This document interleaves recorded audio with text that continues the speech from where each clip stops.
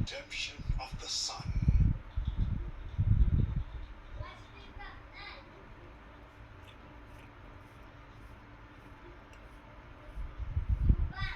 Ang ligtas na grupo ang magdidesisyon kung sino ang magiging nominal. I wouldn't wish for anyone to have that power. Balikan ang batang ikaw, muling alalahanin ang pinagdaanan niya bilang isang bata. Ano ang gusto mong sabihin sa kanya? Gusto ko ipaalam sa'yo na magiging ayos din ang lahat. Before it'll all be worth it in the end. I love you, I'm proud of you, and I know that we'll make it. PBB Celebrity Collab Edition 2.0, 10:15 p.m.